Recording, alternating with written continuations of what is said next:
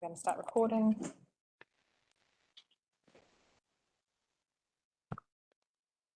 Welcome everybody to this council briefing, 1st of May 2024. Anyone viewing this online, we're coming to you from Sportsville in Memorial Park here in Dargaville. And for anyone that doesn't know, my name is Jonathan Larson and I'm chairing this briefing because Mayor Jepson is on leave. We have also Councillor Lambeth is absent today as he's attending another meeting on behalf of council, and we have apologies from Councillor Paniora and Councillor Manderson. And Councillor Nair is on his way, so he'll be joining us shortly.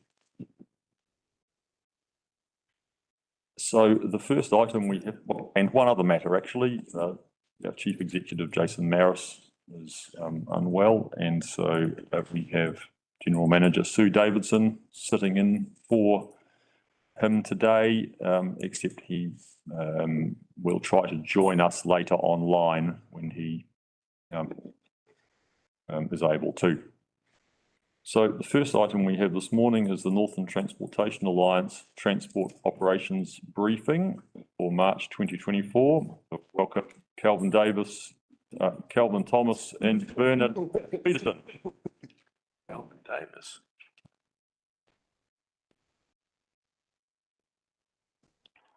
I am here just to let you know. Yeah, thank you. Thanks, Ash.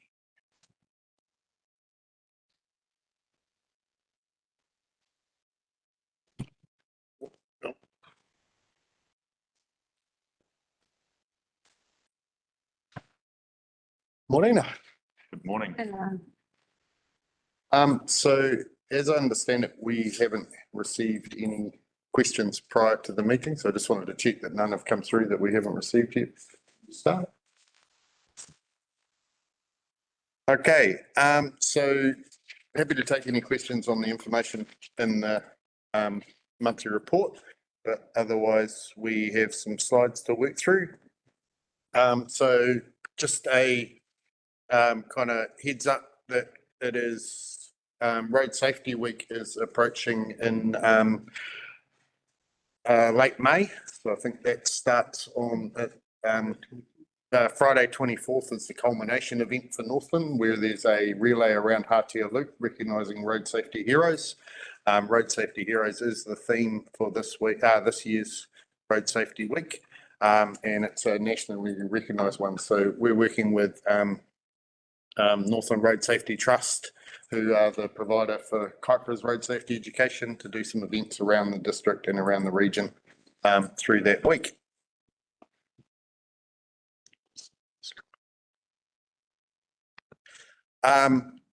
Also just wanted to take some time to recognise a significant safety event that happened on the 19th of March, where Ventia lost a valued member of their team, Daniel Hansen.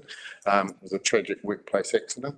That accident is still under investigation at the moment, both by Ventia Council and WorkSafe. So as we get further information on the accident itself, we will come back to Council on terms of findings and everything else.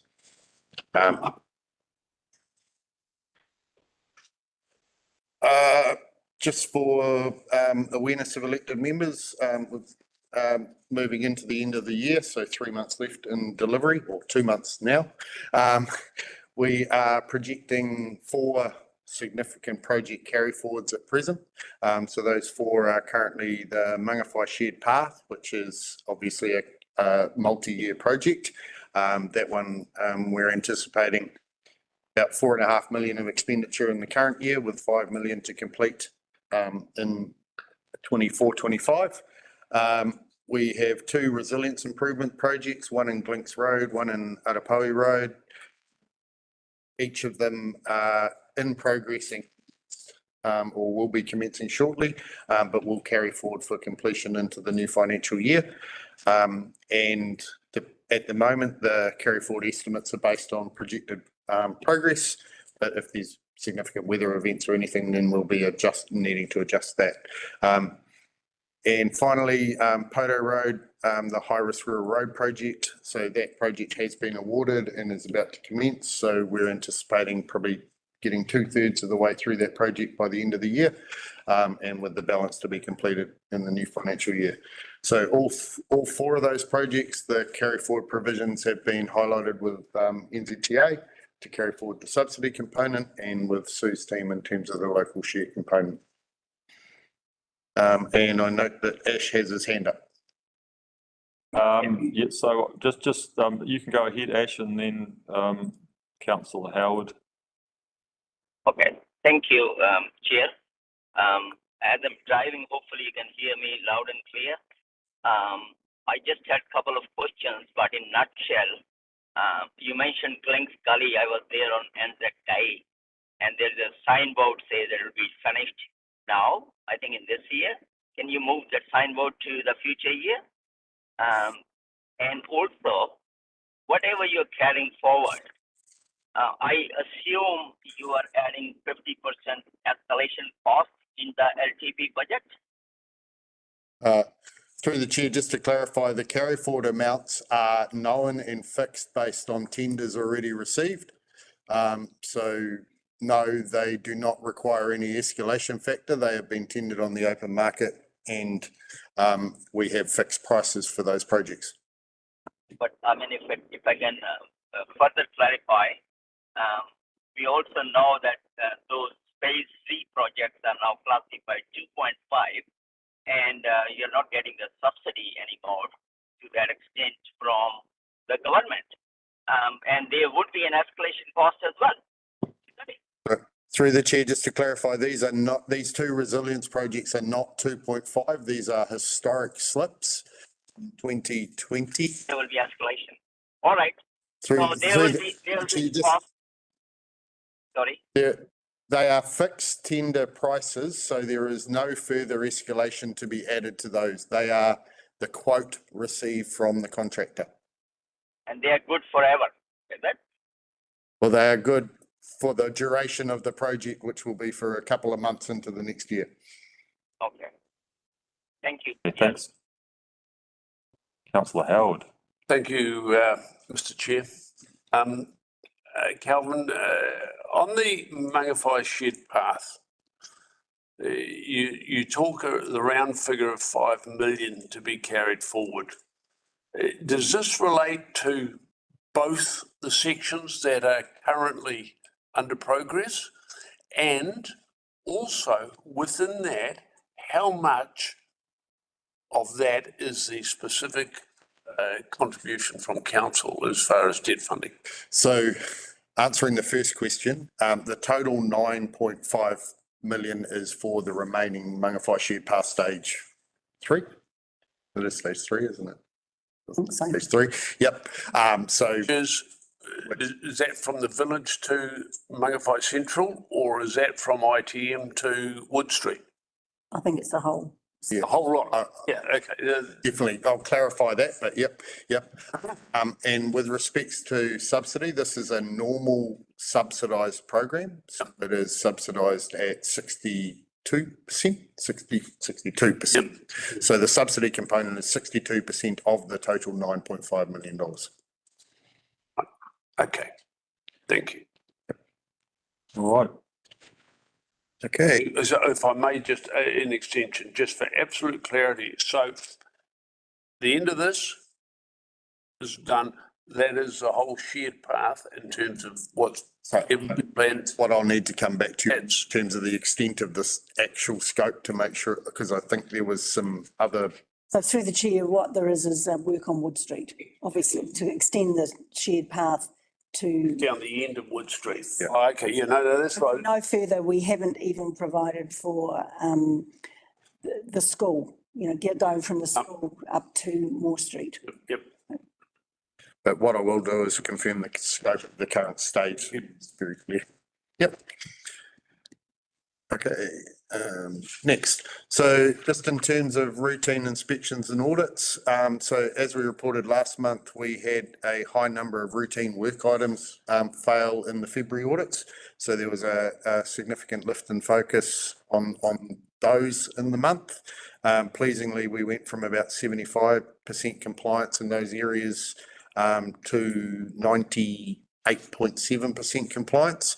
And that was with more, I think 2.5 times the volume of work audited. So we audited 238 individual routine items. And on the audit work side, there were 123 jobs audited, with 2 failed out of those. Anything that is a failed audit automatically is withheld from payment from the claim, and the contractor is required to address the issues that are identified before that payment is made.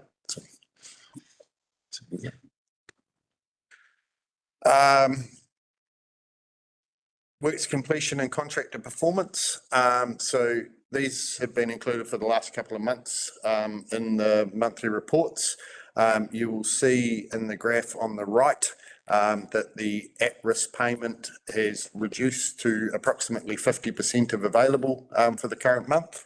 That is a result of the previous audit results and compounding issues that have been identified through the last couple of months, which impacts on the key performance scoring.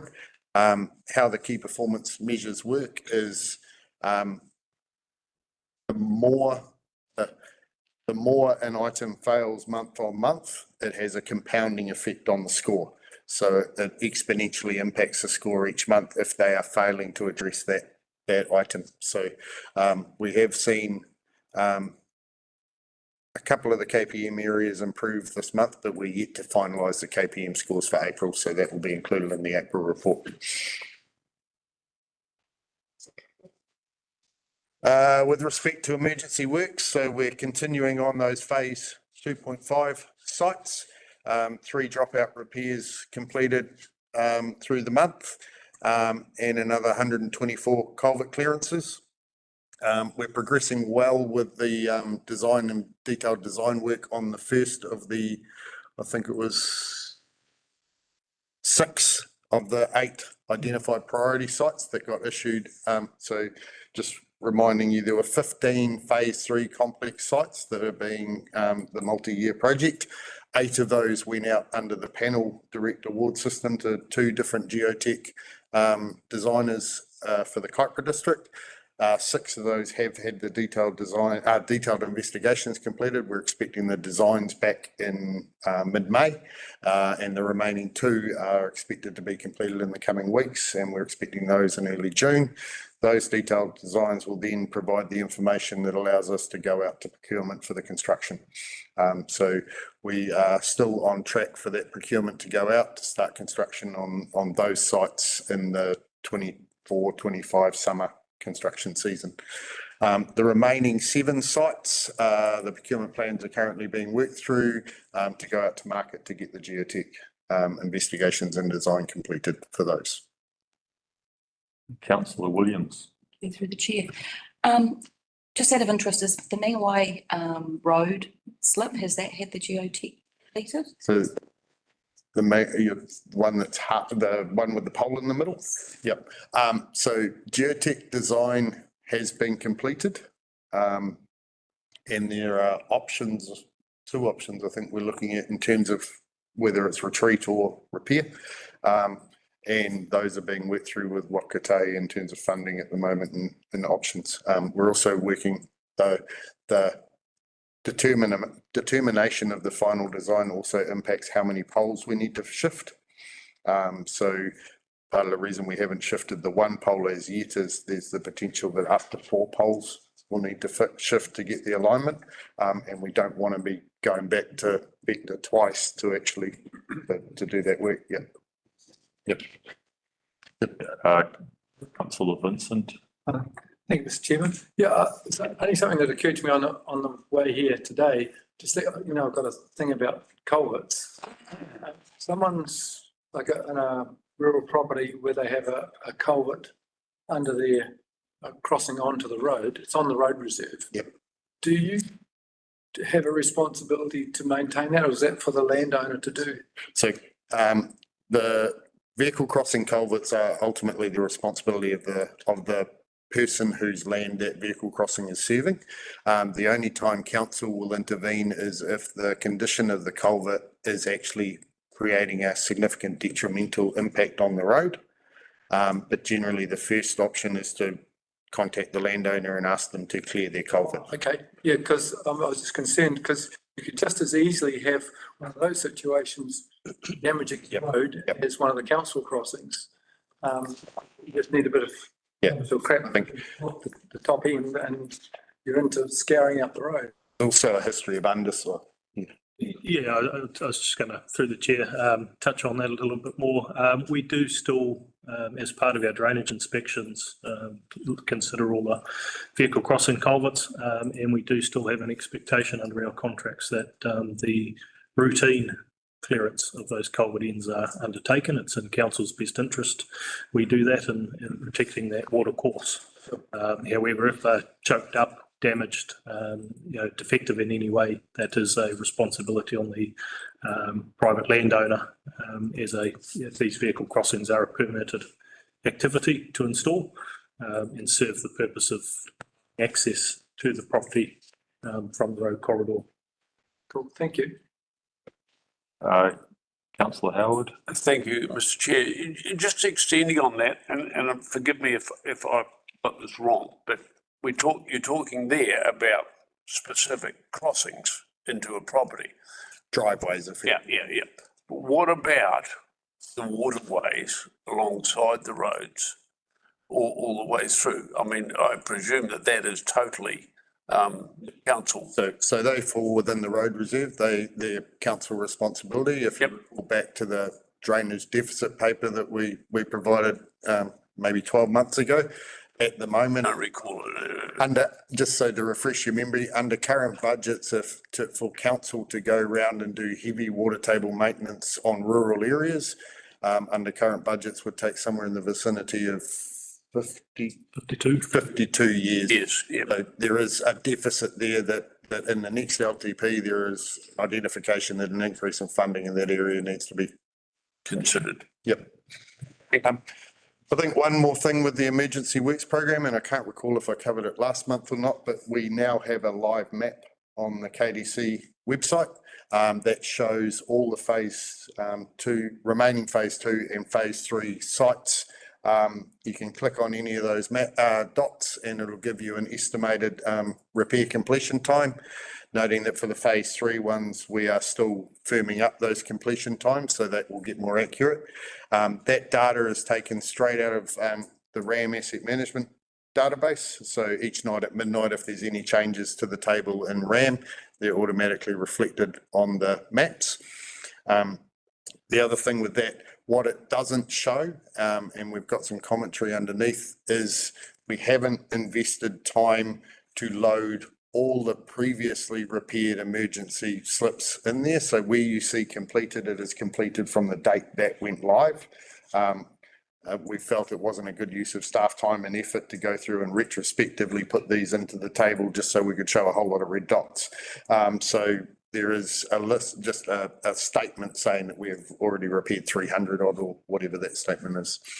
So if there are feedback from the public, I know comms team have already tried to cover it a bit with the changing the wording on the page itself, that it looks like we haven't done anything.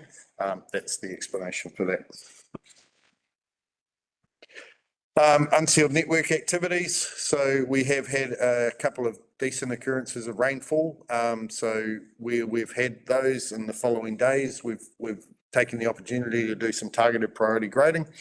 So how that works is through the normal routine inspections, we identify the areas that need urgent grading when the moisture allows. As soon as the moisture comes, we get out there with the graders. One of the unfortunate things about that is it does result in some customer feedback that you drove past my road with a grader to go and do another one. But unfortunately, because we've got short windows, we're focusing on the ones that need it most. Plan at the moment is as soon as we get the regular moisture in, that there will be a blanket grade across the network to get it ready for winter, and then return to the normal inspection lead grading. How many graders are we in now? We had 3 following each. Yep. So following the latest rainfall, Ventia had 3 graders out on the network operating.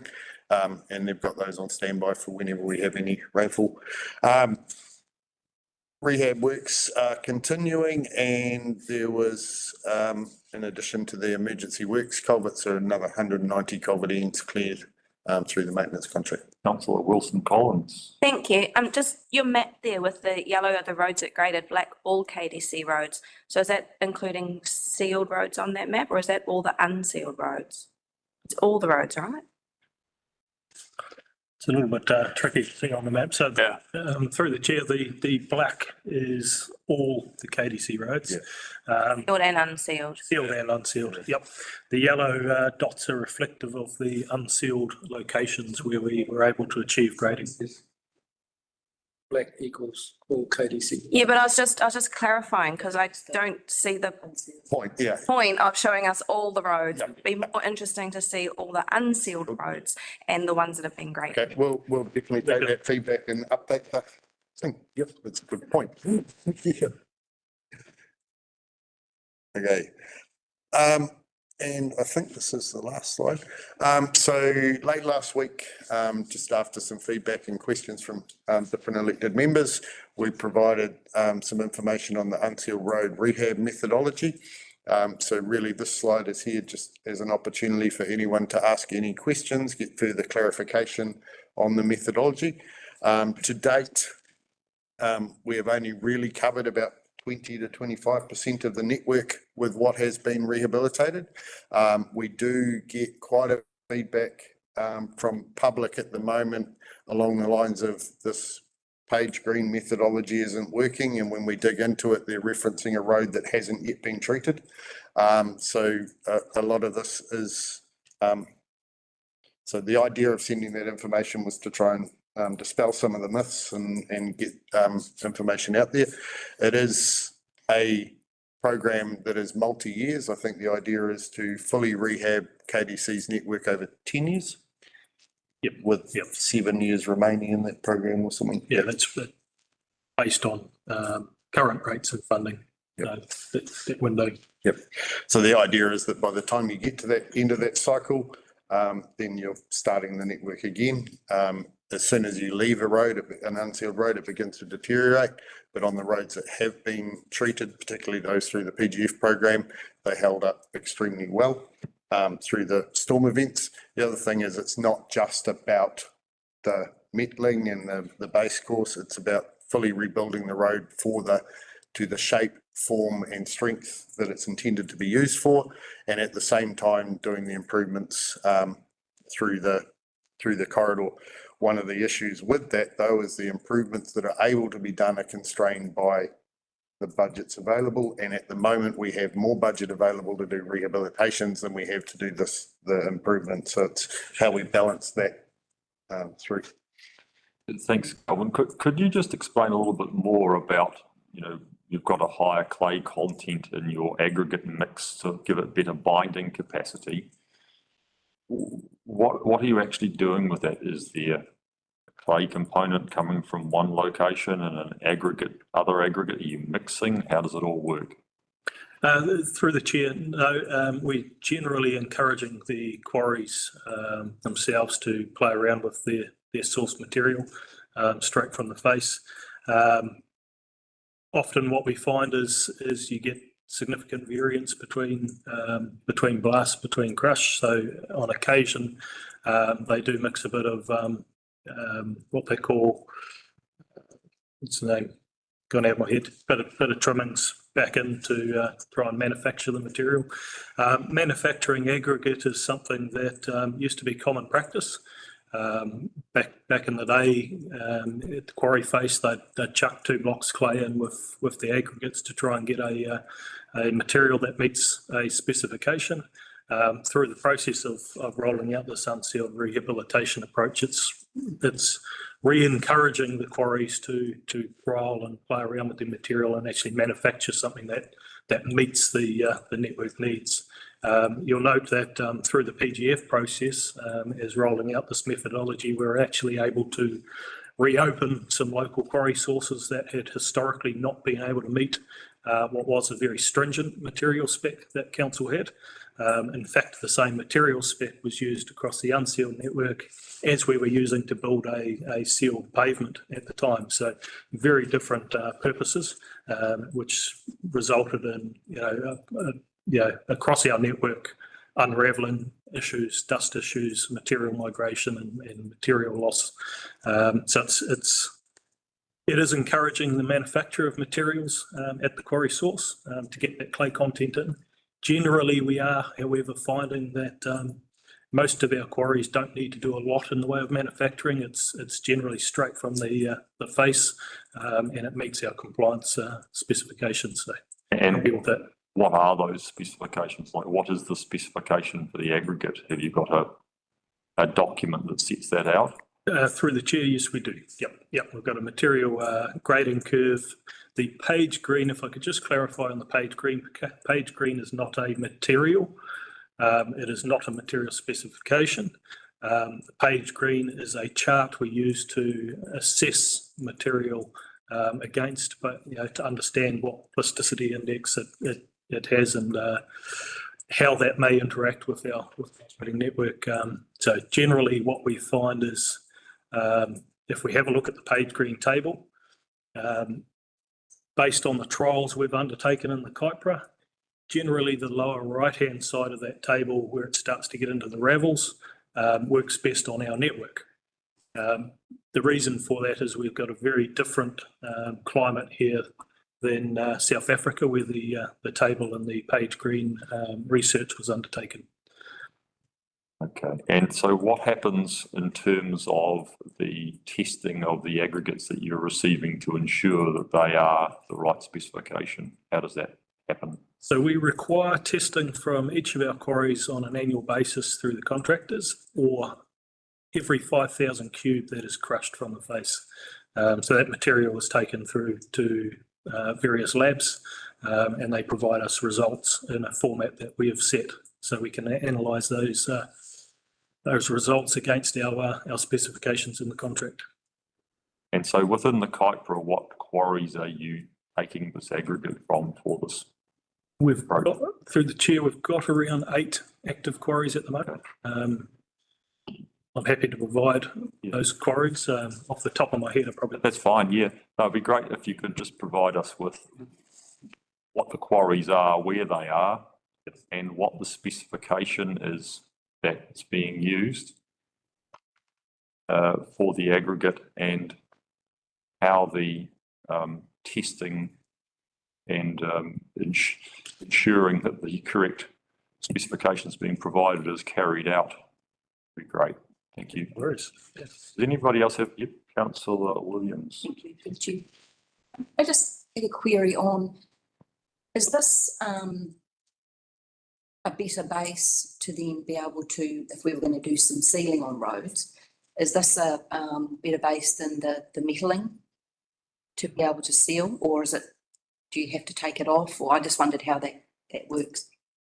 No, so through the chair, generally when we come to undertake a seal extension, we're testing the in situ pavement anyway in all circumstances, and we modify that pavement. That modification of the pavement, either through cement or lime stabilisation, takes into account what the material properties in situ look like. So it takes into account what the clay content is, and depending on what we see through those results, it dictates how much lime or cement may be required to modify that. The unsealed rehabilitation approach certainly provides a better base structure. So we're strengthening the pavement. So it provides a better base structure, but in all circumstances, you generally come through with an additional pavement depth anyway through the process. So yeah, I hope that answers your question. Yes. In about way, yeah. Any other questions about the unsealed rehab? If not, I've got a couple of questions that just arose from the Ventia report, which was following on from your report, and at page 31 of that report, vegetation and rural vegetation spraying.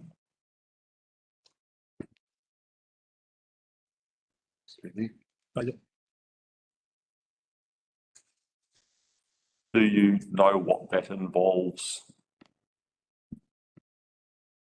So through the chair, you're referencing the biannual sweeping? No, the spraying, Oh, the two spraying, urban and rural spraying? scope, Okay. the scope of those. Well, I know that there's a vegetation control and swales and stuff in rural areas, but is that what that's referring to, or is this talking Yes, about they- roadside spraying? Yep, so through the chair, this is it's the roadside spraying, so generally 2 metres within a rural environment or to back of well drain. And in the residential environment, it's 100 mil behind back of curb and edges of footpaths, or 2 metres where we don't have maintained berm. So it's a bit of variance throughout, but this is your roadside glyphosate spraying. So when you say 2 metres from Edge of seal. edge of seal or edge of, Edge of gravel. yeah, Edge of pavement formation. yeah, okay. And so that's just glyphosate. What happens when you have weeds like a gorse and tobacco weed that would require brush killer?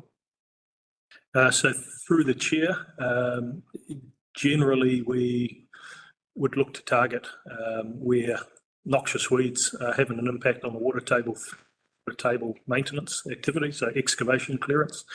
There are some rules and limitations around how we undertake that activity through the regional council. So got to be careful we don't dispose of noxious weeds in areas that don't have those noxious plants existing in, as an example. As far as targeted noxious weed spraying, we have very limited funding for the activity at the moment. And in fact, the Northern Regional Council changed their pest management plan reasonably recently, which meant an existing district strategy we had for noxious weeds was no longer relevant. It was considered superseded. So there's a little bit of work at the moment happening in the background to realign our district plan with the regional plan to ensure we can get subsidy on that activity moving forward. It's covered within the current activity management plan. Thank you. Yes, Councillor Howard. Thank you, Mr Chair. Just on that last point, Bernard, does that subsidy, NRC have made a change to their processes that we have to apply, so do they subsidise? Through the chair, no, they do not. Subsidy is through Waka Kotahi. It is, okay. The regional council sets their expectations on district councils. We do have an obligation to comply to certain rules put out through the regional council. They are aware, however, that through revising their pest management plan, it has had an impact on funding abilities. And in fact, they have lost the advantage of that themselves. So Northern Regional Council used to provide us with some funding themselves because we were able to use that as local share and add subsidy to that through Waka Kotahi. So they are very aware of the situation, as are we, to and start receiving that subsidy again. So therefore they're making negative changes that are not benefiting anybody financially. And so it leads to the question, what degree of consultation do NRC have with the likes of yourselves, relevant parties, before they arbitrarily make a decision? I think through the chair, the management plan that's recently been changed, went through full public consultation. It was, okay. And it's very similar to any time that any regulatory body decides to update their rules or anything else, we then have to ensure that we do things in the background to comply with it. Yep. Thanks for that. Just one other thing. I raised a service request recently about in an urban area, actually at Mangawhai on the traffic islands where there's big weeds Okay. plantings. That was back on the 17th of April. I haven't had any response from anybody about it, and the situation remains unchanged. Is that a different contractor that's doing those urban areas, or is that the same? Do you Yes, know through the that? chair. Yeah, so it's under contract. I think what happens is we don't take ownership of the maintenance. The developer has to do it for the first year or 18 months, something like that. Oh, sorry, just to be clear, I'm talking about the traffic islands in Mangawhai village, not beside Oh, the central. okay. Through the chair, that is covered under our rural vegetation spraying. We would expect, urban. Yep. We would expect our contractors to pick up any weeds around the traffic islands. That's clearly covered within the contract. We do generally undertake 2 rounds per season, depending on how we look to allocate that budget. Noting the funding category for that is used for roadside spraying also covers hazardous trees, dangerous trees and the likes across the network. So it is a little bit of a balance, and depending on the seasonal conditions, we do generally, we may need to look at bringing a round forward or doing a partial round as and when required to try and maintain a suitable level of service. So I'll take that point back through to the team and try and understand where this request is. Thanks for that. Yeah, I mean, it's not a spraying issue. It's getting out of the truck and doing a little bit of hand weeding for about 30 seconds issue. Okay, so through the chair, that is a separate activity, but it is a routine activity we would expect our contractors to be undertaking. Channel hand clearing, so I will follow up and That'd be great. why that hasn't occurred. Yep. I think noting that based on dates, I think at the moment the response time is 10 working days. So it has just gone over. So that's part of the other thing we'll need to look at in terms of why, even if the work hadn't been done, why you haven't received a response within those 10 days. Wonderful, thank you. And welcome, Councillor Daya. And do you have a question? Yeah, I just had one question. I couldn't ask in the car.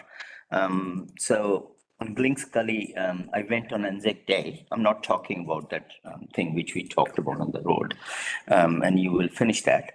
I got a complaint about a culvert which is on the road. The road is looked after by KDC. It's called Marine Drive, and it's between 53 and 51.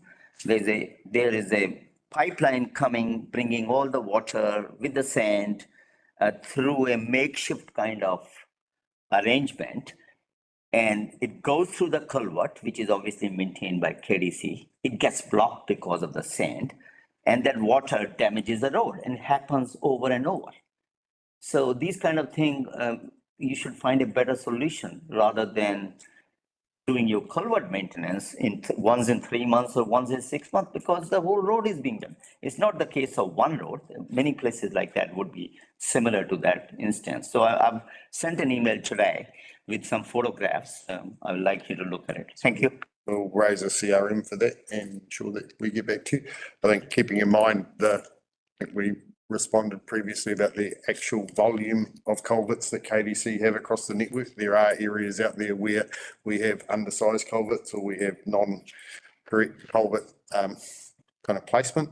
I think one of the issues we also have is that even a culvert renewal under the funding rules at present does not allow to upgrade. That is classed as a culvert improvement. So there are some of these funding constraints that prevent some of these things being improved. Thank you. And Councillor Nair? Yeah, just final off. I didn't get my fair share of questions. So with this efficiency targets you have 10-12% in terms of performance, it was placed to us somewhere. I'm just worried, would there be any benchmarks? How are we gonna know that the things will be done better next year? You know what I'm talking about? Through the chair, what Councillor Ash is talking about is the LTP and the efficiencies there Okay. that the council has Okay. proposed. And then might be best to answer that one. Benchmarks or targets behind the proposed efficiency targets in the LTP. It's more of a budget question than a voting delivery question, I think. Is that correct? I think, if I may, I think that the question is, and it has been raised elsewhere, that how is it measured, whether it's benchmark or not, but I mean, certainly, how are we going to understand? And it's probably in a different section of the meeting, but it's, there is questions out there about how it is measured and how it comes to fruition to benefit us from a budget point of view. Would you like to raise that question in the LTP section of the meeting? Yeah, sure, I will do that again. Thank you. Okay, great. And councillor. Thank you, Mr. Chair. Yesterday, Councillor Williams and I had the pleasure of meeting some of the community at Kaiwaka. And one of the elements that came up is the clearance of vegetation overgrowth, particularly in the underpasses and on the footpaths and things like that. So is that a standard criteria of your operation under your contractors? Because they're talking about volunteers doing this work. And I just want to make sure that the right responsibility is being applied, because from what, and I didn't see it myself, but from what we were told, the overgrowth is substantial. I have actually spoken to Bernard okay. about it this morning, about that. Okay. So, yeah, I'll Thank you. update you. Yep. Okay, thanks for that. Let's have a mop up on that one and straighten it out. Thanks. Right, if there are no further questions, thank you very much. I'll swap Bernard from that.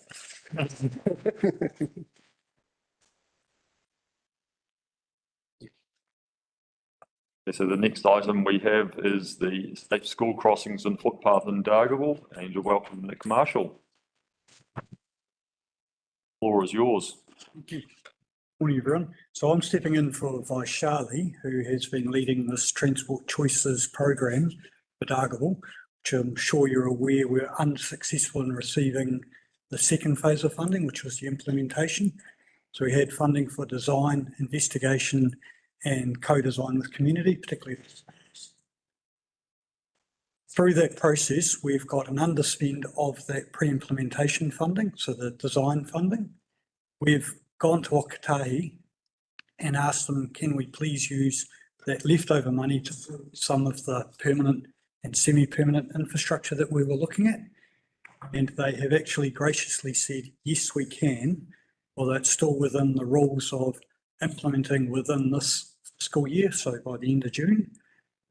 So we're looking at 2 raised crossings, one on, let's get the road names right, one outside St. Joseph's School and one outside Dargaville Primary School on Gordon Street, and I get the name wrong.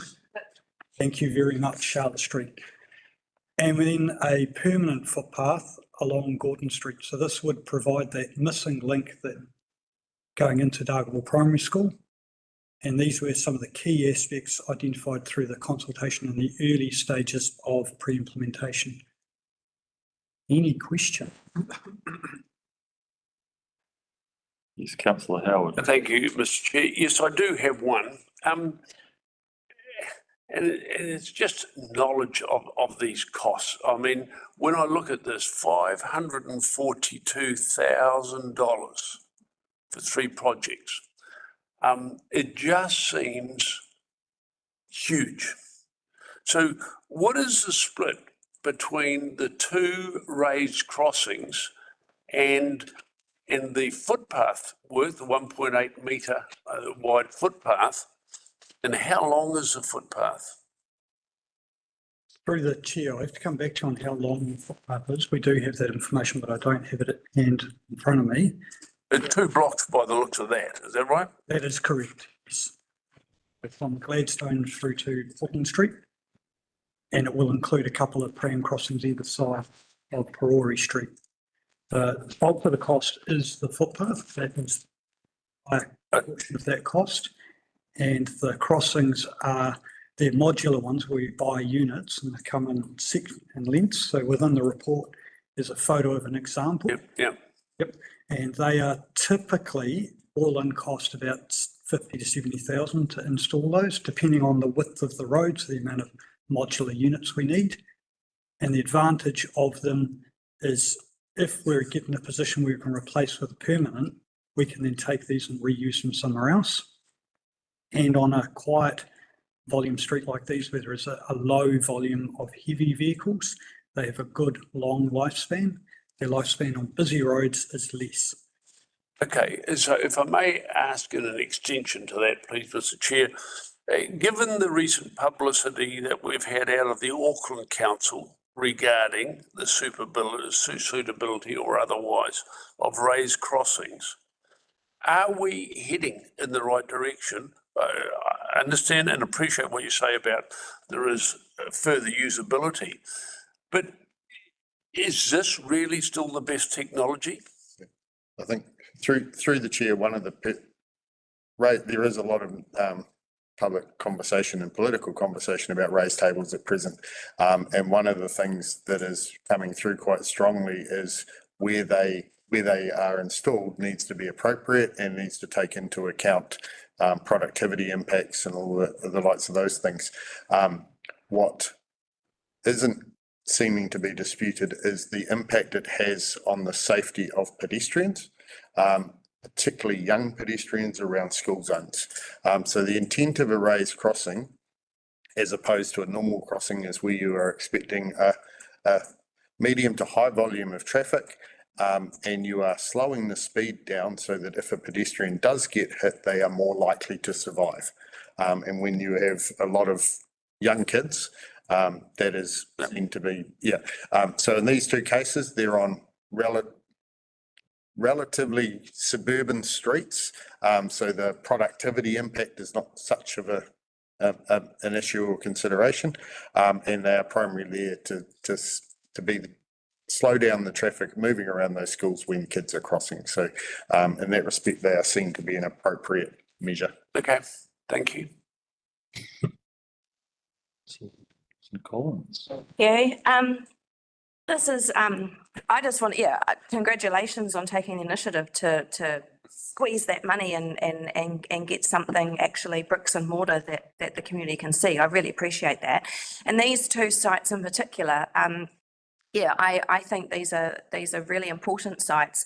These two streets are dead unless it's morning drop off and afternoon pickup. So, but when they are busy, they are so busy, and I don't know how we haven't had accidents on these streets. You've got cars lining both sides of the streets where everyone's coming to get their kids. You've got kids crossing.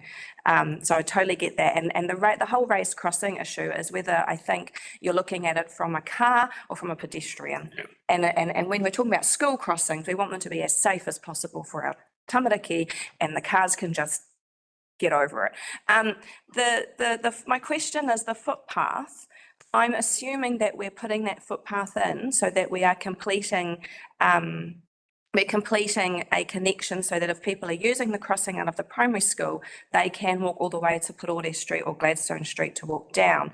Because I can hear the community going, there's already a footpath on the other side of the road. But the whole point of it, right, is to make it so that we've got complete cycle there where kids can come down anyway, down into town.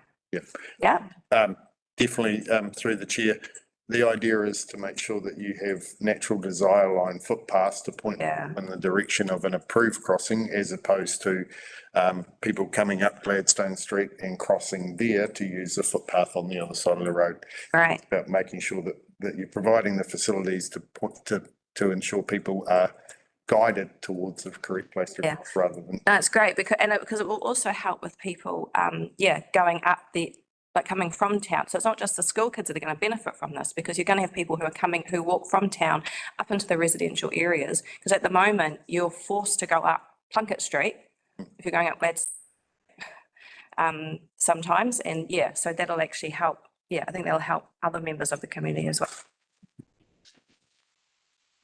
So just through the chair, We are obviously progressing the 2 months to get this resolved before the funding runs out. So we're just finalising the detailed design and getting tenders, and we expect to be starting construction in the next couple of weeks. So. Good, excellent. Thank you very much. All right, no further questions on this item? I can ask. Thank you, Chair. Yeah, when we were looking at that Dargaville cycleway, we were taking a round on the street, and the Gordon Street footpath was in progress then. It was being made, and Vaishali, who's from NTA, she was saying that there's going to be another footpath requested by a settlement of people or some kind of. So we were shown 2 footpaths, one on the Gordon Street here, the primary one.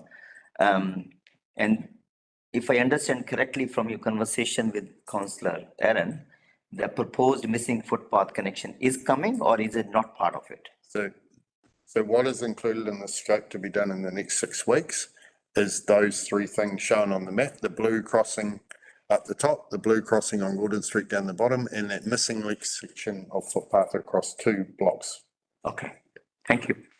Okay, thanks very much, gentlemen. Thank you. Next item is the further analysis of the long-term plan 2024 to 2027 figures, and our presenter is General Manager Sue Davidson. All right. Sorry? No, it's fine, thanks.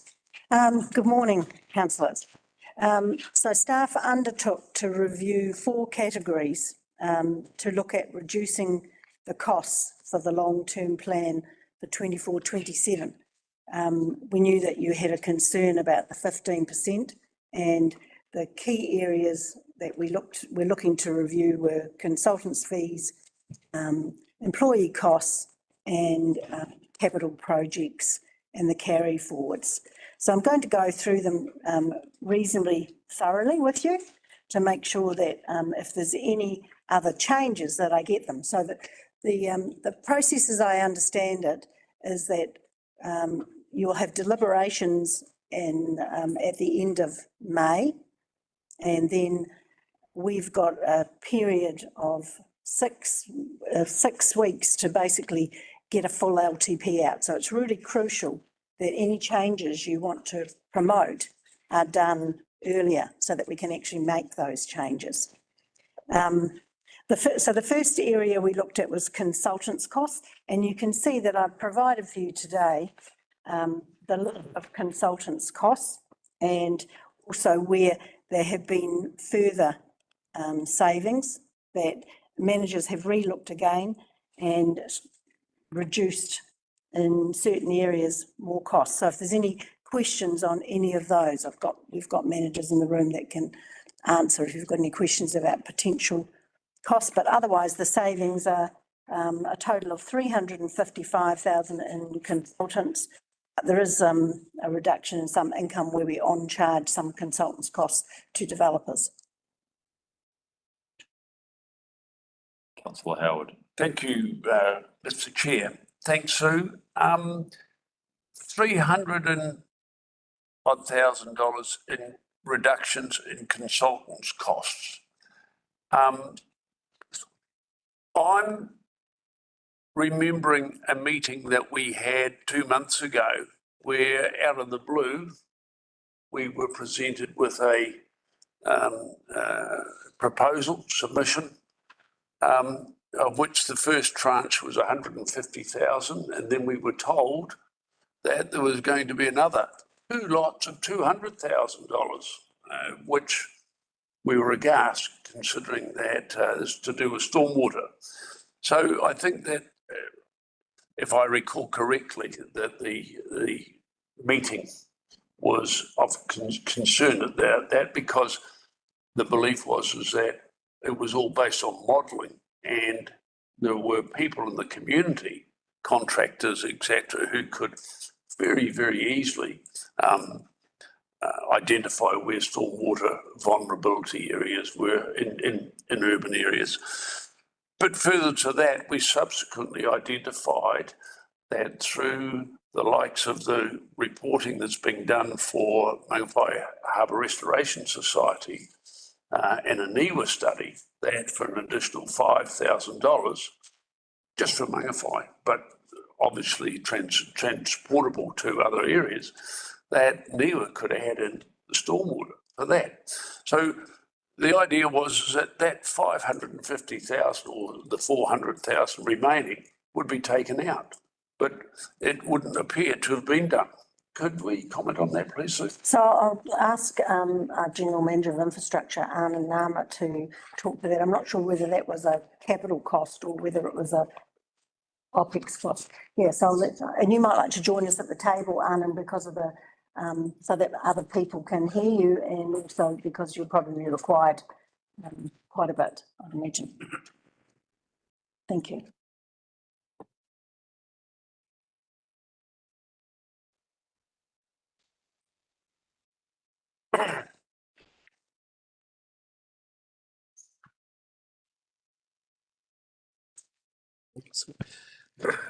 So through you, Chair, just answering the first question, or maybe the second question around NIWA.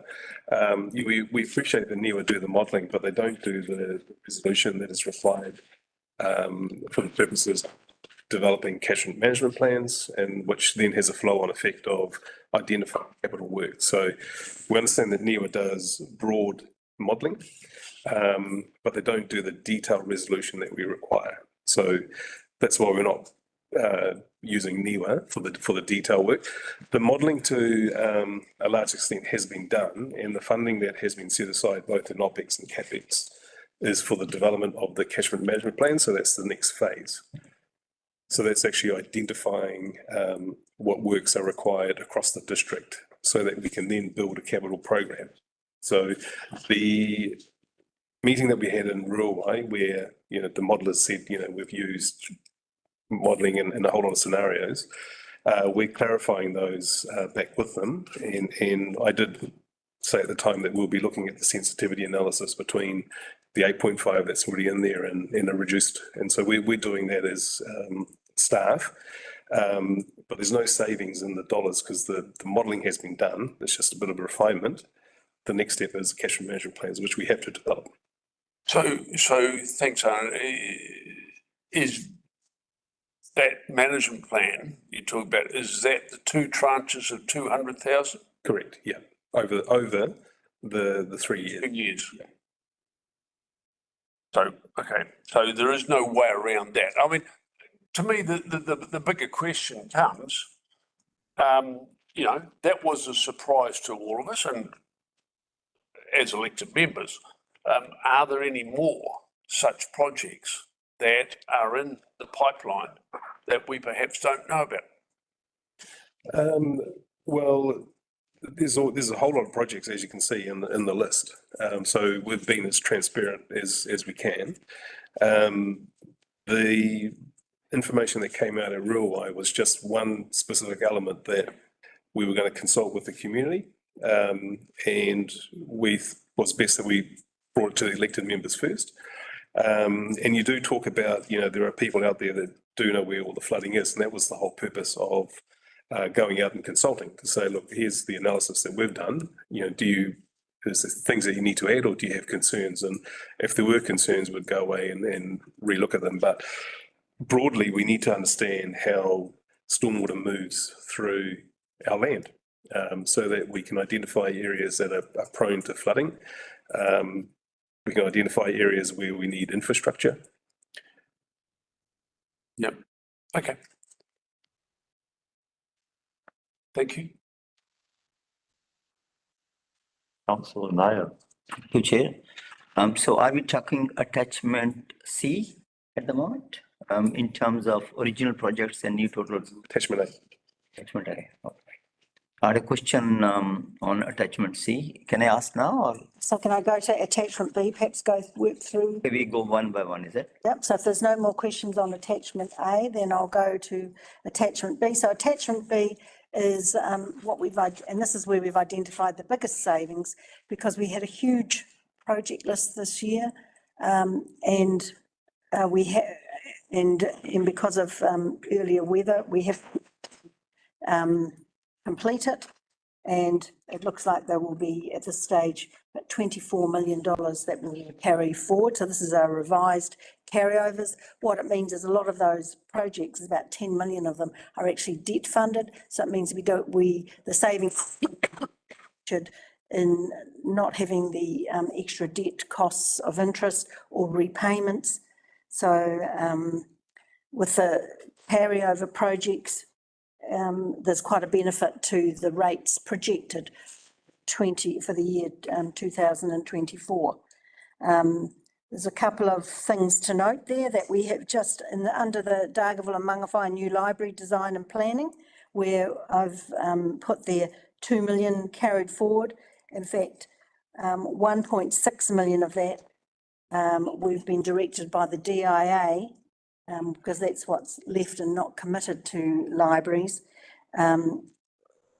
is to be transferred under the local water done well to water projects or consulting fees, so that we can look at solutions for the future for our three waters as instructed by government. So I'll make some changes there, and obviously our GM of infrastructure will want to look at where these funds can be redirected with some of the other projects that we've got being funded by debt. Just to be clear on that point, have we actually been directed, or has it been suggested to us that we do it? I'll ask, I haven't seen them yet. Through the chair, I'll bring that to the next council briefing. You'll need to make a decision to redirect that money. We're being asked for councils to make the decision to voluntarily redirect that. I'll bring that to council for you to make that decision formally. Okay, thank you. From what I understand, it's been clear instruction that there's no money available for any consultants for looking at any potential future solution for our three waters. Yes, thank you. Okay, so I'll take any questions on the capital projects carried forward. So, okay, if I may ask through the chair, when you say carried forward, over thousands carried over to LTP, do you mean a specific year? First year, second year, or third year? Well, generally they've been they're carried over. Some of them, most of them will be carried over to the first year. Some of them might have been pushed out a little bit. So they attachment C shows where they've been put in, because I've put the extra costs in there. So you can see what was the original projects in attachment C that were provided in the consultation documentation. And then there's the new totals after I've added in the carryovers. The reason I'm asking it from the financial perspective, if you have a budget structure and you're carrying it forward to the year one, you are still talking actually increasing the rate bill, because the way you are looking at the total pool of expenses, if you are putting anything in the year one, you are literally increasing the rates further. So all those savings we are taking will be negated. That's right. So you will have savings for the first year, but what is not happening, or what infrastructure believe, is that they can achieve doing all the projects that are carrying over, plus the projects they have in year one. And you're right, at the very end of the LTP, debt is the same. It's still at 73 million. So you'll have savings in the first year because there won't be the interest because of the fact we haven't. But the point I'm trying to make, the water debt is a major debt. In terms of the total debt is on water, right? And we are still waiting on what process will be for water done well. So we have absolutely no idea will it happen this year, next year, or the year after. So I mean, I would suggest that those figures should be postponed rather than impacting the rate bill, because it's not decisive. And these figures also, I would like to know from you, Anin, how they haven't contemplated. Are there any assumptions in assuming those figures? Is there a working involved in there? Because they're large figures, both of these for Dargaville and Mangawhai. Which figures are you specifically talking about, Councillor? I'm talking about the debt going up by that figure of whatever, 32 million or something like that. It's an extra 10 million. I mean, there's 23 million of projects that we carry forward. Of those 23 million, there's about 10 million in debt. And not all of them are related to waters. The debt is, we have recladding of the Dargaville Hall and pensioner housing in Mangawhai. That's adding to the debt. So just through you, Chair, I mean, we can cut the capital program in the waters if council wish to do that. The consequence of doing that is we'll be spending more in OPEX. Okay, so majority of our programs are through renewals. We've cycled through this over 3 months with council. You know, we've gone from 157 where we required down to now something like 30 million in the water space. So, and it's largely around renewals and making sure that we cater for growth. So if we want to chop the renewals budget, then there'll be a consequence on the operating budget, because if a pipe fails, we've still got to fix it. But I understand that. But if you look at what is being carried forward, you are actually carrying forward the maintenance. Go to that attachment, the Dargaville renewals, you are actually taking it forward from the first year to the second year to the third year. Well, it's a So to achieve the savings of year one, you have actually taken the work which you mentioned is very important to the second and third year. That's the attachment C I was referring to you. No, just to be clear, so attachment C has the baseline capex, which is the left-hand column of 39 million. So, and that's a combination of everything. The right-hand column is with the carry forwards, which gets you to 66 million. Well, if you look at those figures in green, that is what I'm talking about. Yeah. Those are the figures you have taken from original budget to projected budget, taking out from the year one to year 2 and 3. And they are the maintenance one I'm talking about. So when you... Which line item are you looking at, councillor Nair? If you give me a line.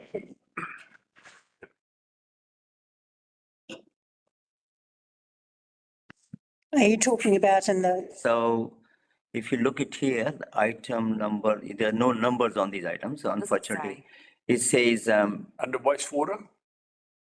is the item says, for example, Dargaville network renewals, reticulations, treatment. Sorry, Councillor. So we had 500. I'll just stop you, Councillor Nair. Okay. Can you take us please to the page of the agenda and the red heading, and then take us to... The heading is stormwater.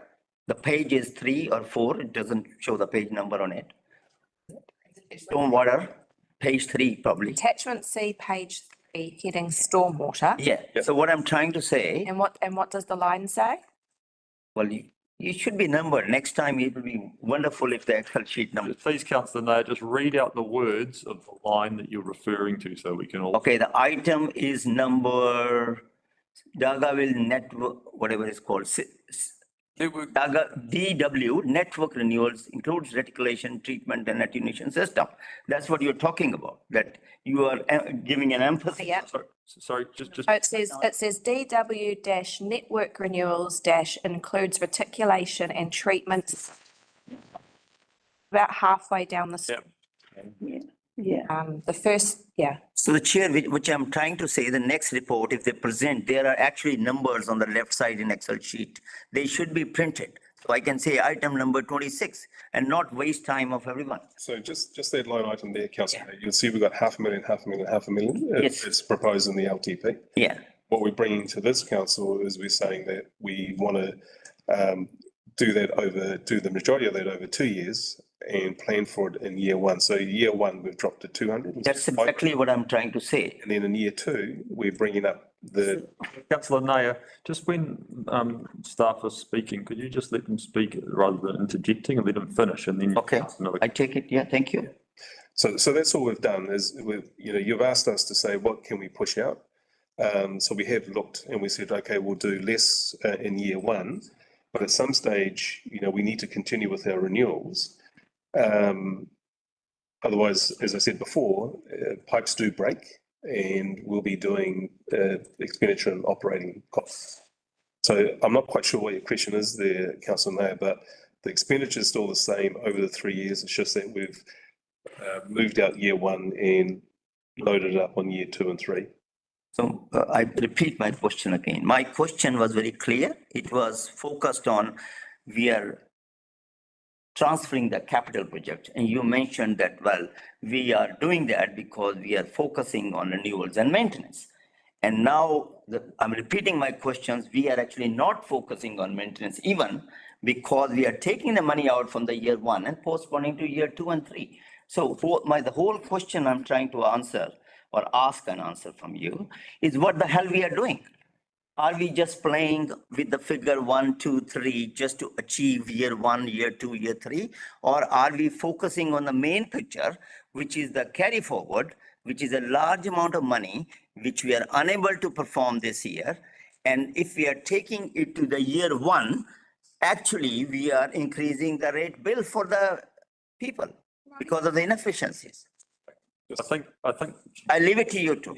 Yeah. So just for you, Chair, look, we had, the reason why we've got a large carryover is a combination of, we've just built up our staff base. We were down to one project manager, and one project manager cannot deliver, the portfolio of projects required. We're now at a position where we've got a full complement of project managers. My staff brought to council a whole lot of procurement plans at December, which council have approved. Those are now in flight. The majority of the carryover projects are now they're in a committed stage. Of the 23 million, there's about 5 million that's externally funded. So, that's money we've been given by the government. So I'm confident that we've got the carryovers identified. And if you take the carryovers, which are largely committed and in flight, and the bulk of them are Shared Path and the Raupo Floodgate, which are all contracted and committed. If we take 39 million is what we're saying in the LTP, removing the carryovers, we're down to about $15 million of capital renewal. So all we've done is we've reflected what council wanted, which was let us have what the carryovers are, which we've done, which is appendix attachment B. And then we've looked hard at where we can move stuff out, which is attachment C. And all we've done is basically moved projects around and moved projects out. So, if we go back to where we started back in September, you'll see that we've come a long way from where we were to where we are today. And what we're saying is that we're now at a position where at probably do minimum. And any further reduction has a flow-on effect, which is, as I've said before, and I'll repeat myself, that we'll just start to go into operating costs. Okay, thanks, Dan. Councillor Vincent. Thank you, Mr. Chairman. For me, I would like to be confident that having pushed out, like the carryover works pushing into year 1, have we compensated in year 1's original intended program for that extra commitment? And I'm thinking not just in terms of dollar value, but also the quantity of work required to be got through, so that when we get to this time next year, we're not going to have another $20–30 million carryover for the following year, and that it's down to less than 5 million, say, or another single digit number, and that we can have some satisfaction out of having completed what we set out to do. Because to me, it's not a good look having, there's perhaps 2 major projects which are taking a large chunk of the dosh, and I know, having seen with my own eyeballs, they're both under construction and going to take it. I would imagine Raupo will be finished first, but so that can you give me, because I haven't persevered sufficiently to look in detail line by line to see what's happened to projects which were originally scheduled for year ending June 2025, what happened to them, if there has been, I think I've looked enough to explain myself. You've done well, by the way. That's all right.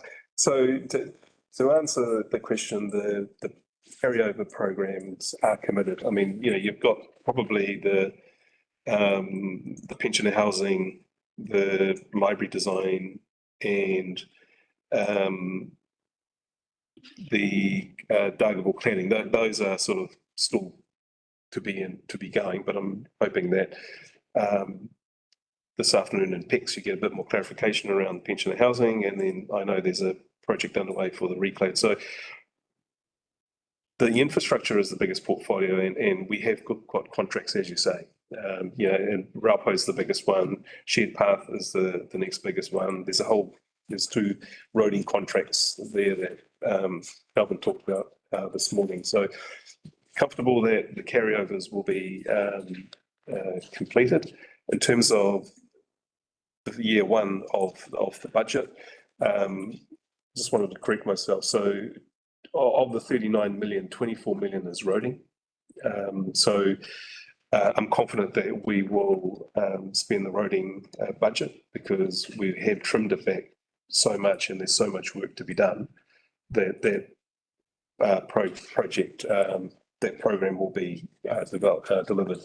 And then we're down to $15 million of renewals and growth related projects, all of which we've assigned to project managers, and there's no reason why they won't be developed. Now, the only caveat is that we are dealing with a heated market.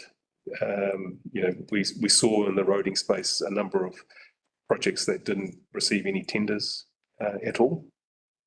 But we do know that with the change in GPS from government, that there's a reduction in certain programs, so that's actually freeing up some resources as well. So that's probably the only caveat around whether we get tenders, number one, and whether we get tenders within the price that we estimate the price to be within. So,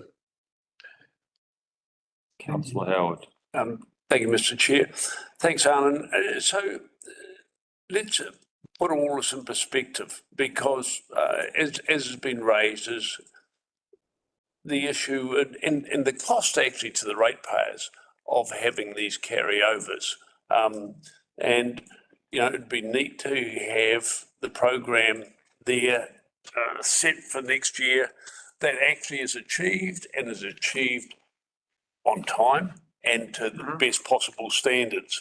So as I see it from what we're doing here, and just looking at roading specifically under that heading, we LTP 2025 had 24.4 million, and that now we're proposing that to be 36.4 million, taking into account the $10 million of carryovers.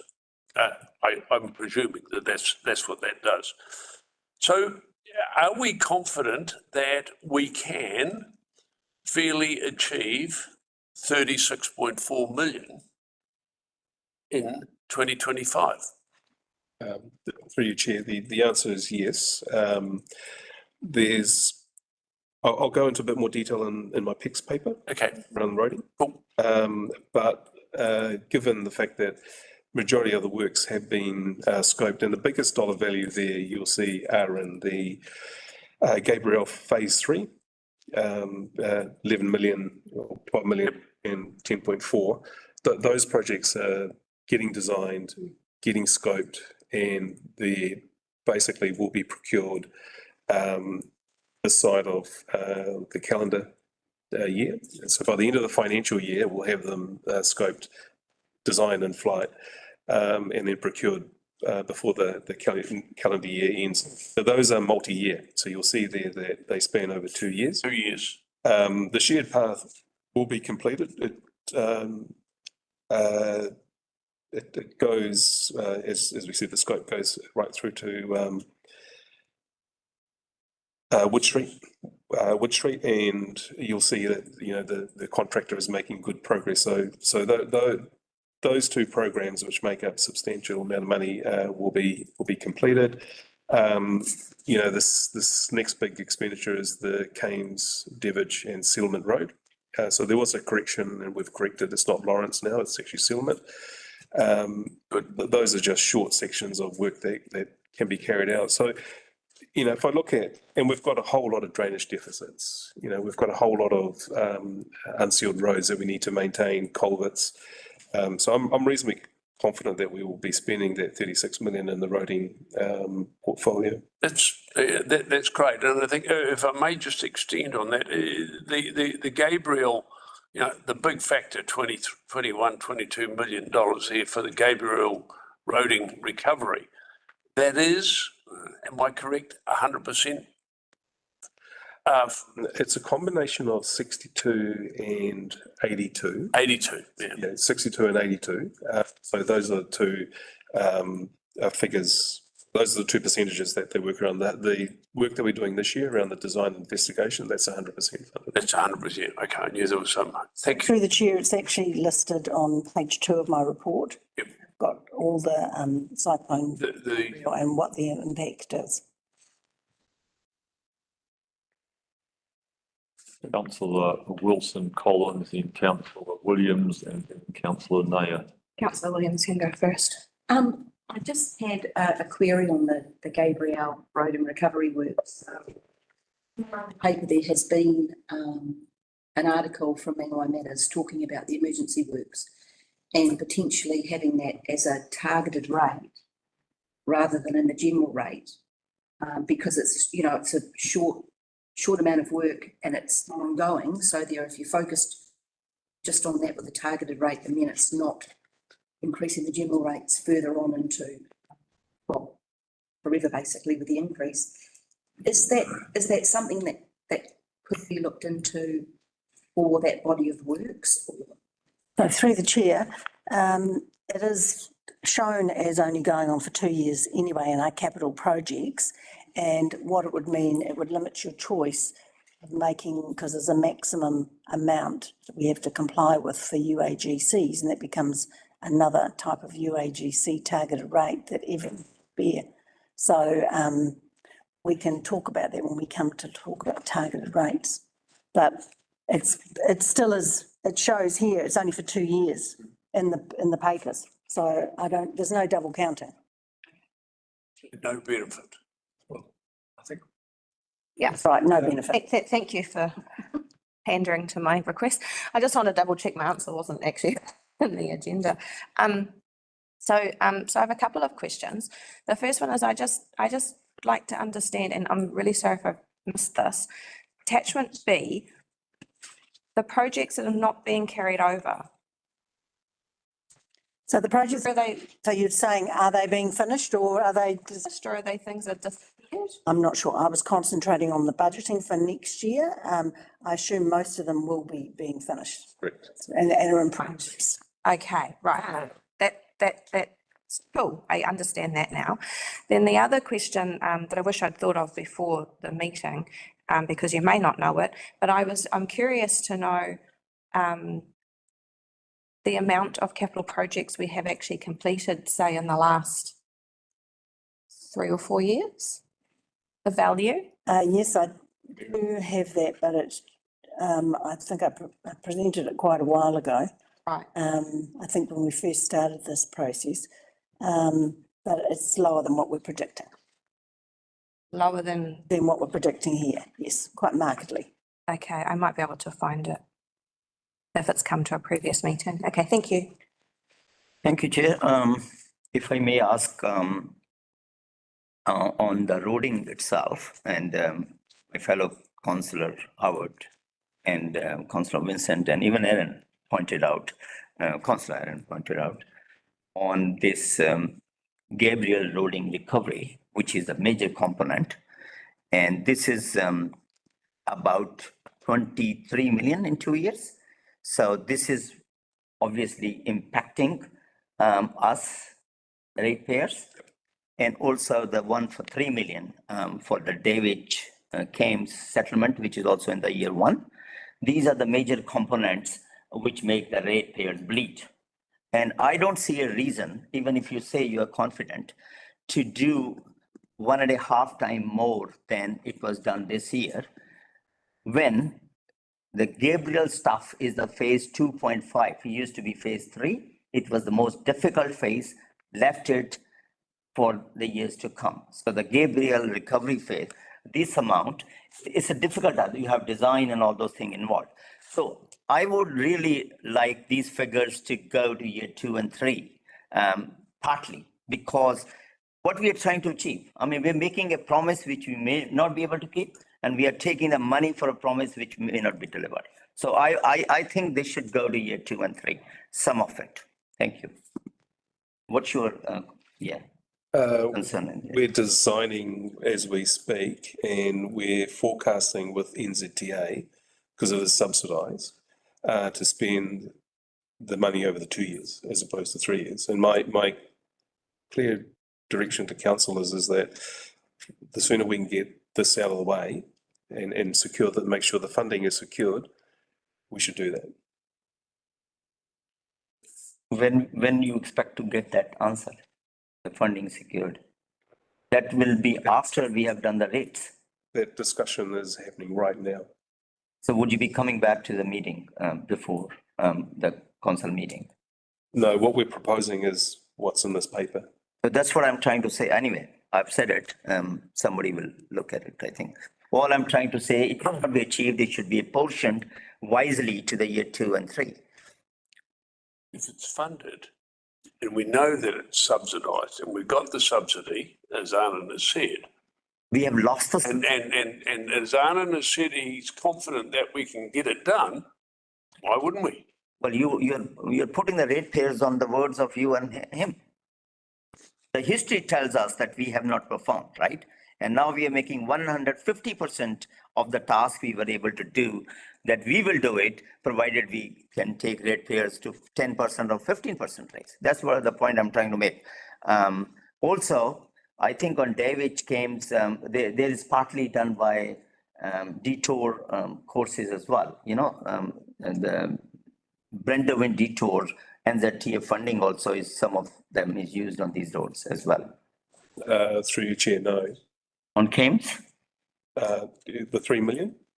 No. Some work has already been done through the NZTA funding. So just to be clear, through your chair, the Devich Road is sealing the remainder of the unsealed bit from the bridge heading towards Lawrence. So that's not NZTA. Settlement Road is sealing a short section from Paiwaka to the Poti. So that's not part of the NZTA. And then there's Kames Road, which we've talked about many times. There's some dangerous portions where they're quite narrow. From a safety perspective, we want to widen them. So coming back to the thing, why not target rates?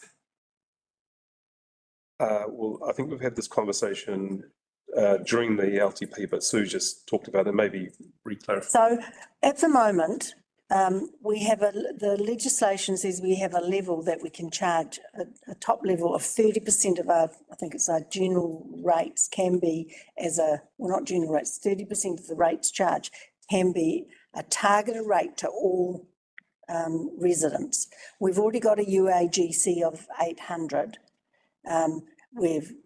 We're potentially looking at a library rate that will take us up to could take us up to our maximum. If we don't have that, then we could put on a target rate. That might be something when we get to discuss what's come back from consultation, we can talk about, are we at the maximum charging of a nominal uniform rate?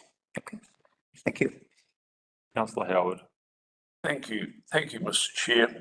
It's 3 quick points, if I can remember them all. But I think that we've been through the conversation on the targeted rates and things like that, and it has been well highlighted about the amount of money that has been collected, not just in rates, but in development contributions and the likes from these roads that we're talking about getting sealed I think that these have been long overdue, and we get the funding through Arnhem and on with it, that's that. Arnhem, I have one specific query for you, and then an overview of my major concern. But if I go back to wastewater, if I may please, and the line item about number 6, Mangawhai upgrade network pump stations, provide additional capacity. So there is an allocation there of about $3 million revised into 26 and 27.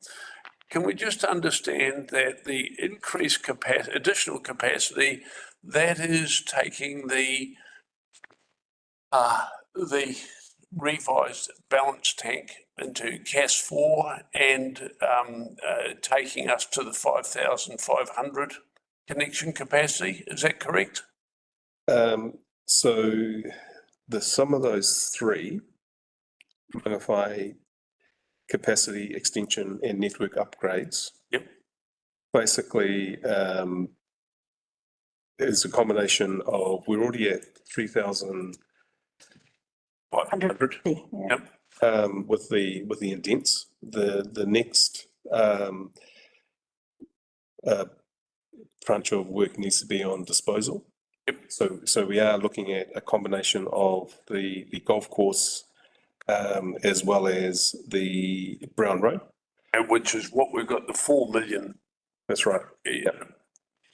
And then the next opportunity, once we get the disposal field sorted, is allowing for additional capacity. So that at the moment, our thinking is that we don't need a fourth CAS if we can convert the balance tank into a CAS and put an indent system in.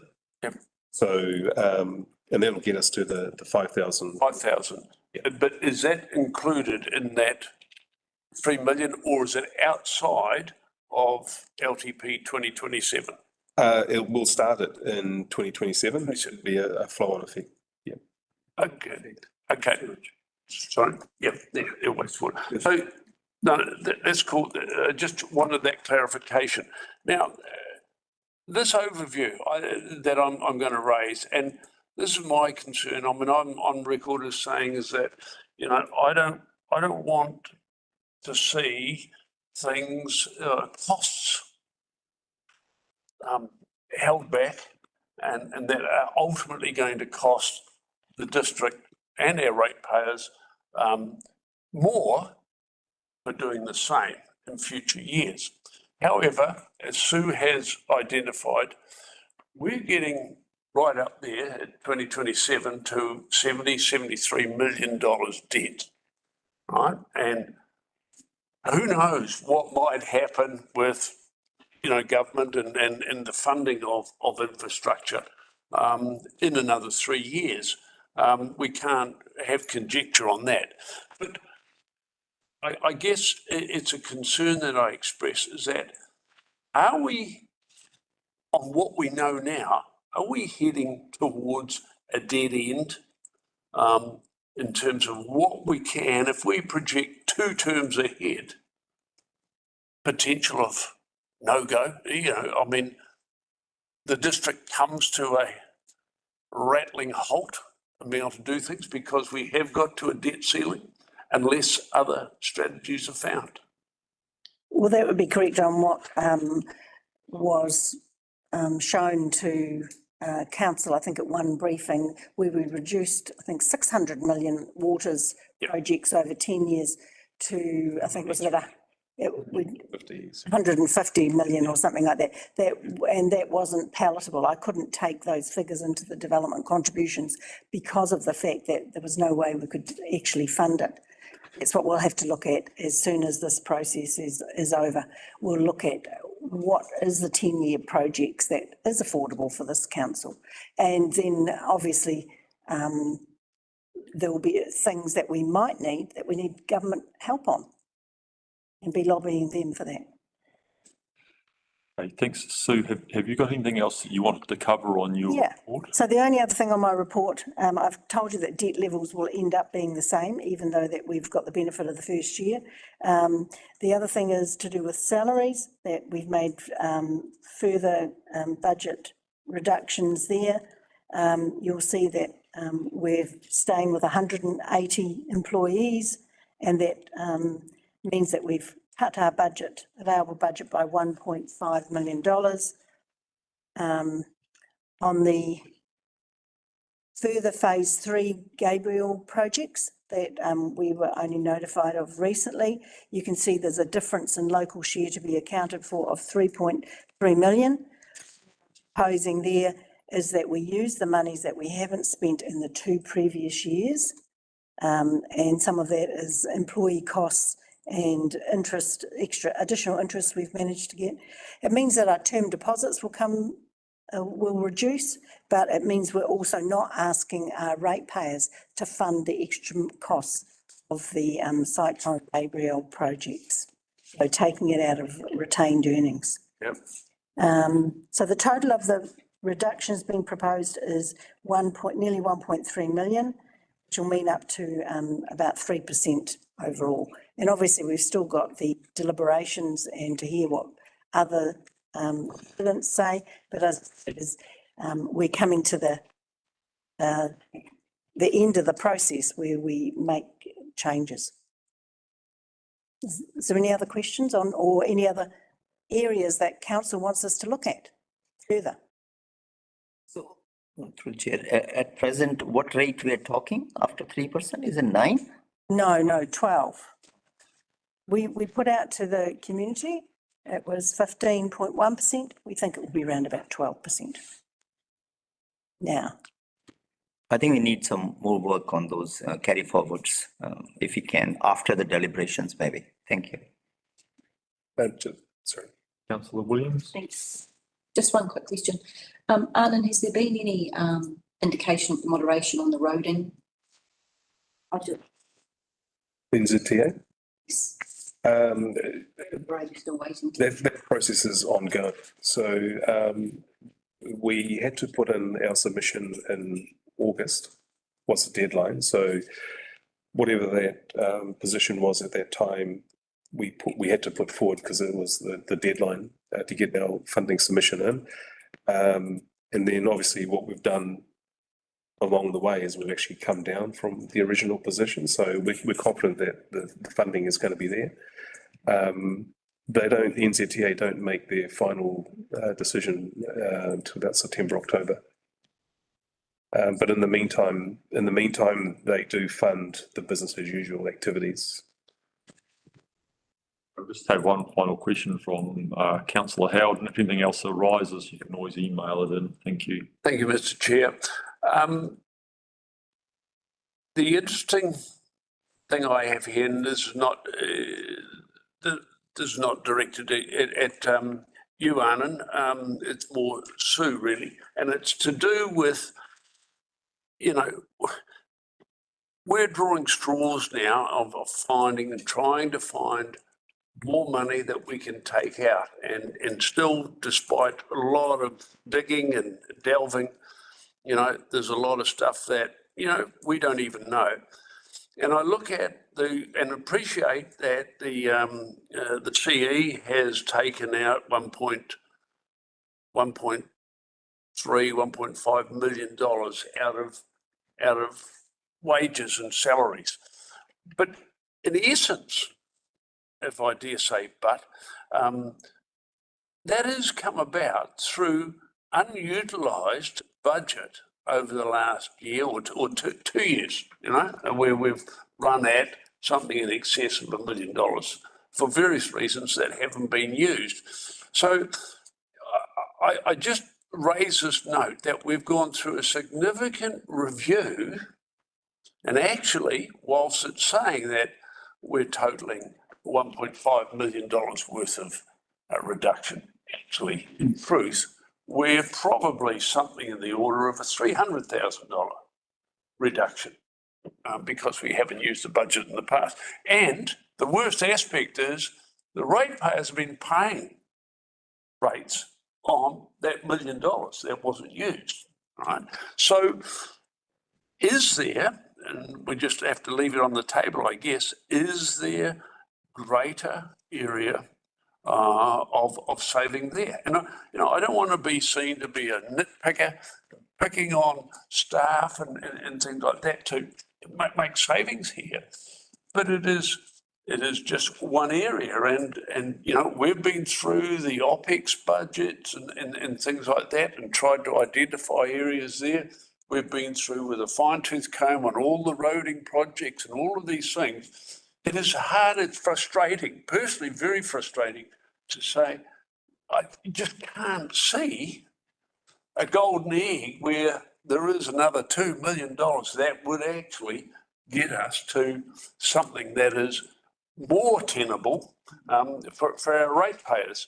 So, I mean, we're still grappling at, a few $100,000 here, there, things like that. But I leave it on the table that, on the wages and salaries, we're still at the vicinity of best part of $900 to $1,000 per rating property before we start anything for this base. And, that's about, as I recall, about 16-17% of total expenditure for the council. So, there is 83% more that we can look at. And it's a plaintive cry, but I just don't want to leave another stone unturned. But I don't want to have ratepayers also paying for something that we're not able to deliver on. So through the chair, I know that Jason Maris is online and wanted to have wanted to talk as well, if that's possible. Sure. Yeah. Thank you, Mr. Chair. Just checking that you can hear me. We can. Loud and clear. Brilliant, lovely. Thank you. Thank you, Councillor Howard, for your comment. Look, I acknowledge your comments as well. I just want to cover off a couple of points, actually. And your first point about how the salary budget has been underspent over the last couple of years is correct. But that has been a strategy, actually, as well, in that, purposely, if roles became vacant, if people left the organisation, we didn't necessarily fill them because we knew we were going through an organisation review. The council set a target of a salary reduction of 1.5 million, which is 8.03% of our salary budget, which we've met. And that was to lessen the impact and possible costs to council, that recruitment strategy. I have reported many times to council that we are a lean organisation and everybody's working hard here. And with that recruitment strategy in mind, it did put the organisation under pressure to get to that point. However, we have met the target that was set by council of 8% reduction in salaries, and I suppose that's the kind of point. I mean, I understand what you're saying as far as the salary was reduced, i.e. we underspent, but there was a reason for that, and there was a strategy around that. So I just wanted to make that point. The other point I'd like to make is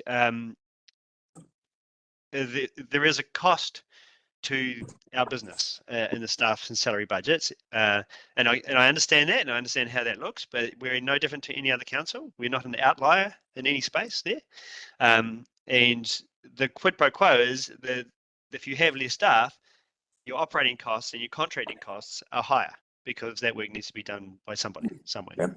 Yep. So there's always a balancing act to find the sweet spot, shall we say, in the budgets. Okay. The other thing is, if we've done a lot of work with council over the last, 6 to 8 months to get where we are. We've really worked hard to get here. I know it's not palatable, but you've got to understand the costs increase and the storm events and the fact that we're doing a recovery budget. It's really important to understand that, and I acknowledge wholeheartedly the impact on our ratepayers as well by doing that. At this stage, we haven't affected a level of service, and we haven't consulted on a change in level of service either. So, we've got to be very careful where we move in the future. They're my comments for now. Just a clarification, Thank you, Jason. Yep, quick one, ask, just a quick. okay, quickly. Yeah, thank you, Chair. And thank you, Jason. Just, I mean, unless it's a typo, attachment C, district leadership finance, what we're talking about, we have actually raised the budget by $500,000 rather than reducing it, unless it's a typo, especially on digital services. So I would like you to have a relook at it, please. Thank you. Through the chair, that is a typo. The year one from the long-term plan should have moved to year two, and just our carry forwards come through. So that will, so that's another 1% increase, decrease then. Thank you. Just All right, one lucky last. Councillor Vincent. Thank you, Mr. Chairman. I just would like to present another perspective from that which my learned friend sitting next to me has presented, in that as a service organisation, a key element, a key asset is our staff. And we don't want to be, in my view, cutting off our nose to spite our face. If we cut our staff resource too short, we're going to underperform. And one alternative is to use consultants. I'd rather we have staff than consultants. And so that's where we just have to get the balance right, I guess. And yeah, I think we are headed in the right direction, however painfully it might be. No, I accept that. Thanks, Councillor Vincent. So just in wrapping up, Jason, Sue and Annan, is there anything you want to add? just for you, Chair, on the attachment C, whilst we're talking about corrections, stormwater, there is a double up on, there's two projects called Beach Road. There's only one that's required. We'll be removing one from. So it's another 1% decrease. Thank you. No, because it's funded externally, so, or funded a different way. Through the chair, the only other considerations that I could see is if you're going to lower the levels of service, so by cutting actual operations budgets. Like taking away the mowing of berms and how well that went down. All right, okay, well, thank you very much, everyone. That brings us to the program for today. I think we're making some pretty good progress, and I do want to thank the staff for digging back into these budgets and finding further cuts. It hasn't been easy, but it's good to see that work's progressed. We're not at the end of this process yet. We haven't even closed our public submissions process, so we still need to consider all of the viewpoints of our community, and then we need to deliberate and see where we land. So let's keep moving forward. Well, thank you very much, everybody. Thank you.